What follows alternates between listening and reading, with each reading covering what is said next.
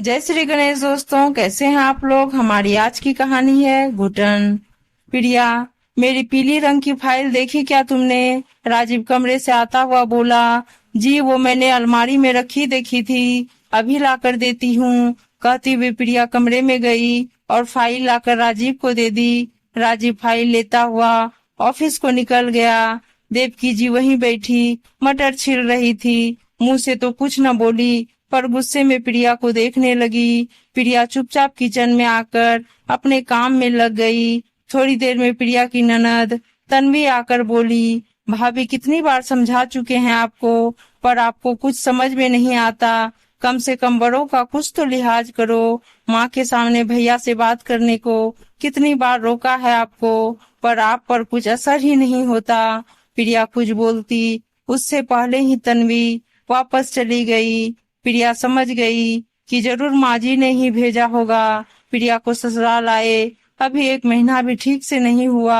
अभी तो वह सब कुछ ठीक से समझ भी नहीं पाई है, और देवकी जी ने मान सम्मान के नाम पर प्रिया को टोकना शुरू कर दिया। पढ़ी लिखी प्रिया को ये बेकार की रूढ़िवादिता बिल्कुल भी पसंद न थी, पर अपनी बात रखने को कोई जबान लड़ाना न समझ बैठे, इस डर से कुछ न बोलती।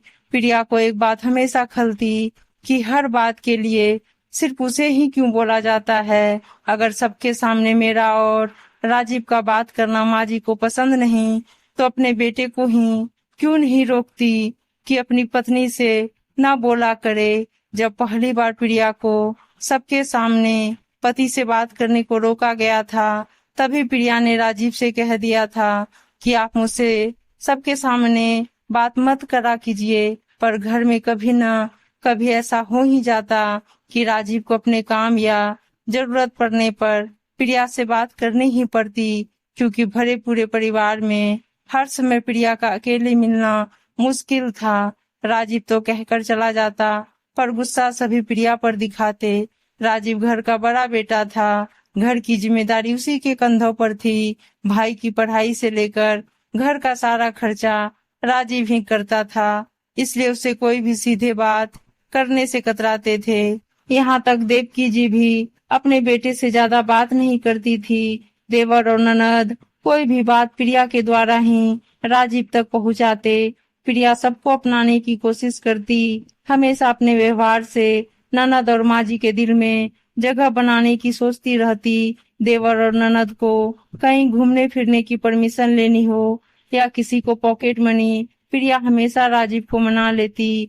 पर राजीव सबके हिसाब से कोई काम करता तो देवकी जी हमेशा यही कहती कि मेरा बेटा है ही इतना समझदार, पर जब यही बेटा इनके मन मुताबिक काम न करता तो उसका दोष प्रिया पर दे दिया जाता कि बहू ने ही बेटे को रोका होगा। आज ऑफिस में ज्यादा काम है इसलिए लेट हो जाऊंगा।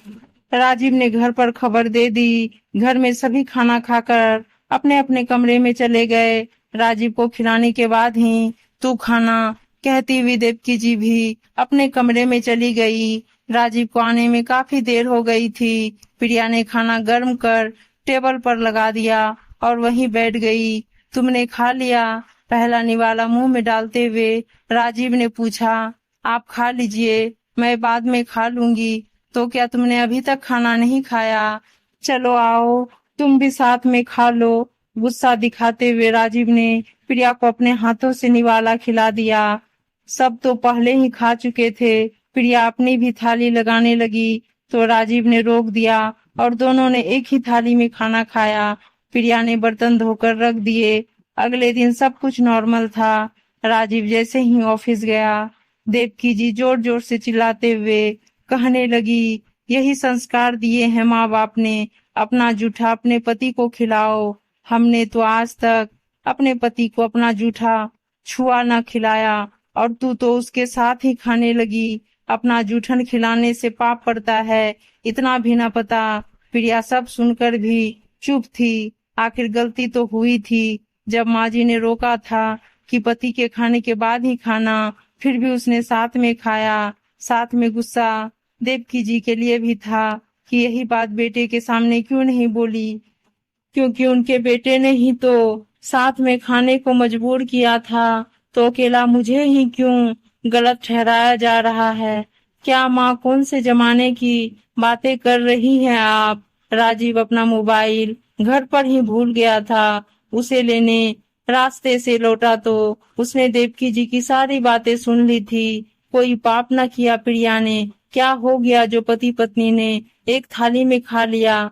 जब पति पत्नी एक दूसरे के पूरक हैं, पत्नी पति का जूठा खा सकती है तो पति क्यों नहीं? फिर तो पत्नी को भी जूठा नहीं खाना चाहिए, राजीव ने कहा।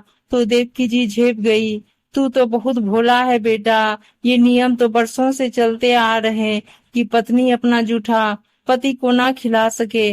आखिर हमने भी तो यही किया है। वही तो माँ, जिन नियमों का कोई आधार नहीं, जो नियम समाज में पति पत्नी के रिश्ते में कम ज्यादा का भेद करे, उन नियमों को आखिर क्यों बढ़ाया जाए? और जरूरी तो नहीं कि जो आपने सहा वो आपकी बहू भी सहे, बल्कि आपको तो पहल करना चाहिए कि जो घुटन भरी जिंदगी आप जीती आई हैं वो आपकी आगे की पीढ़ी को न झेलना पड़े। कल तन्वी की शादी होंगी, उसके साथ भी यही हुआ तो हमें अच्छा लगेगा क्या? अगर समाज की सोच बदलनी है तो शुरुआत घर से ही करनी होगी, राजीव ने देवकी जी को समझाते हुए कहा। देवकी जी चुप थी। बेटे से तो वो पहले ही कम ही बोलती थी। चुपचाप उठकर कमरे में चली गई, पर उसके बाद उनका टोकना जरूर बंद हो गया।